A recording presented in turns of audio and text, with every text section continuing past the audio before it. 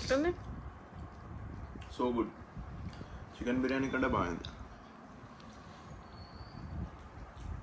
Next time చూసి prawns biryani ఇంకా prawns biryani అందరూ ఇంట్లో ఈజీగా ఎలా చేసుకోవాలో చేసి చూపిస్తాను. వీడియో చివరి వరకు స్కిప్ చేయకుండా చూడండి. ఇప్పుడు రొయ్యల్ని సాల్ట్ వేసుకొని 2-3 సార్లు కడుక్కొని వాటిని జాలి గిన్నెలో వేసి వాటర్ పోయాక బిర్యానీ వండుకునే గిన్నెలో ఈ రొయ్యలు వేసి పెట్టుకోవాలి. ఇప్పుడు మిక్సీలో అల్లం, వెల్లుల్లి, పచ్చిమిర్చి, పుదీనా, కొత్తిమీర, సాజీరా, యాలక్కాయ, దాల్చిన చెక్క, లవంగాలు వేసుకుని మిక్సీ పట్టుకుని ఈ మిశ్రమాన్నంతా మనం రొయ్యలు వేసుకున్న గిన్నెలో వేసుకోవాలి. ఇందులో ఇప్పుడు మనం మిక్సీ పట్టుకున్న దాన్ని వేసి పెట్టుకోవాలి. ఇందులోనే పెరుగు, మళ్ళీ ముందుగా మనం పక్కన పెట్టుకున్నాం కదా మసాలా ఇంగ్రీడియంట్స్,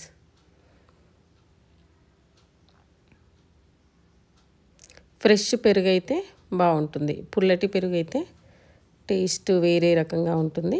ఫ్రెష్ పెరుగు వేసుకోవడానికి ట్రై చేయండి. ఇప్పుడు మనం మసాలా ఇంగ్రీడియంట్స్ చూపిస్తున్నవన్నీ వేసుకోవాలి.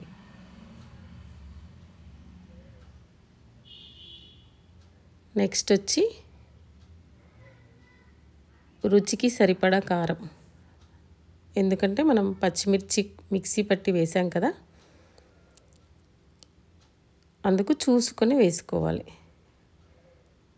రుచికి సరిపడా కారం, ఉప్పు మరియు 2 నిమ్మకాయల్ని రసం పిండుకొని ఇందులో కలపాలి. అలాగే నెక్స్ట్ వచ్చి నిమ్మకాయ అయిపోయిన తర్వాత 1/2 టీ స్పూన్ జీరా పౌడర్,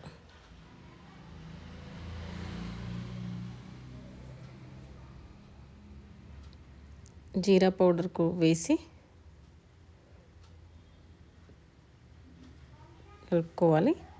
ఇందులోనే కరివేపాకు, పుదీనా, కొత్తిమీర, బిర్యానీ పచ్చి ఆకు, అంటే బిర్యానీ ఆకు అంటే తెలిస్తే చూడండి ఆ పొడవుగా ఉన్నాయి కదా బిర్యానీ ఆకు, అవి వేస్తే బగారా రైస్ అయినా బిర్యానీ అయినా చాలా టేస్టీగా ఉంటుంది.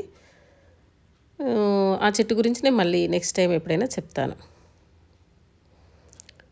అంతా కలుపుకోవాలి. ఇలా కలుపుకొని ఒక 10 నిమిషాలు మూత పెట్టి పక్కన పెట్టుకోవాలి.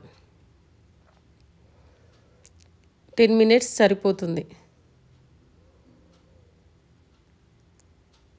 ఇప్పుడు కేజీ రైస్కి బాస్మతి బియ్యం 1 కేజీ రొయ్యలకి 1 కేజీ రైస్ని తీసుకున్నాను. వాటిని మంచినీళ్ళతో కడిగి అరగంట నానబెట్టుకొని పక్కన పెట్టుకోవాలి. రైస్ నానేలోపు ఇప్పుడు ఉల్లిపాయల్ని పొడవుగా కట్ చేసుకుందాం. ఉల్లిపాయల్ని పొడవుగా కట్ చేసుకొని నూనెలో డీప్ ఫ్రై చేసుకొని పక్కన పెట్టుకోవాలి.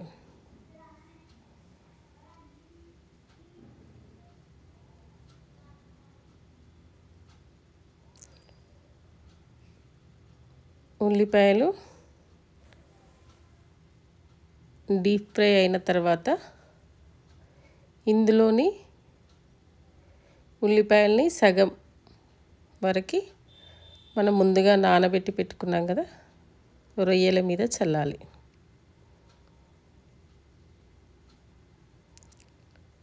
మిగతా సగం ఏం చేయాలనేది చెప్తాను. పక్కన పెట్టుకోవాలి. ఈ నూనెను మనం డీప్ ఫ్రైకి ఉపయోగించిన నూనెను కూడా ఇందులోనే వేసుకోవాలి.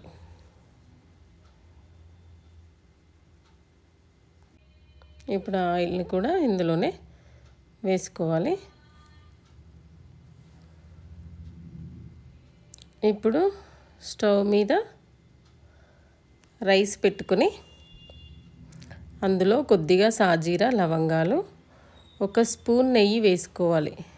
రుచికి సరిపడా కొద్దిగా సాల్ట్ కూడా వేసుకోవాలి. రైస్కి సాల్ట్ వేస్తే ఆ టేస్ట్ అనేది బిర్యానీకి తగులుతుంది.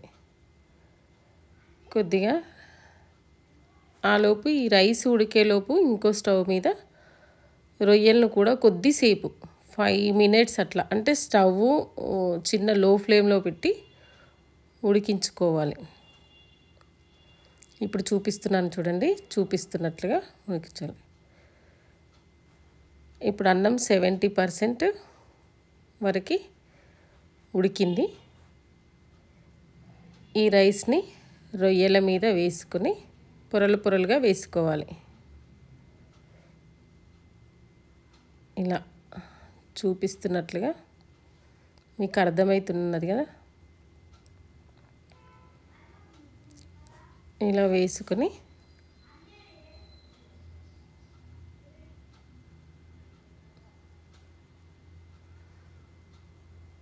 రొయ్యలు పూర్తిగా ఏమీ ఉడికిపోవు. ఇప్పుడు ఈ రైస్తో పాటే ఉడుకుతాయి.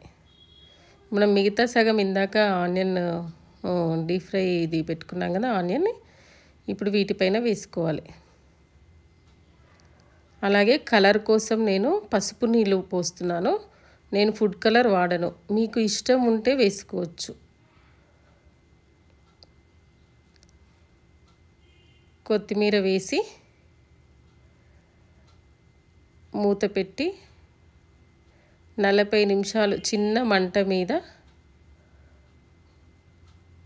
ఉడికించుకోవాలి.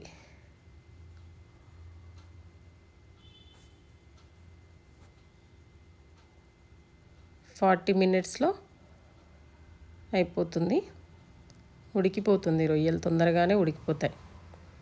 అయింది చూడండి, వేడి వేడిగా ముక్క బాగా ఉడికిపోయింది. బిర్యానీ, ఫ్రాన్స్ బిర్యానీ, రొయ్యల బిర్యానీ రెడీ అయింది. పొరలు పొరలుగా వచ్చింది, సూపర్ ఉందండి. నచ్చితే ఒక లైక్ చేయండి, షేర్ చేయండి, సబ్స్క్రైబ్ చేసుకోండి. Thank you.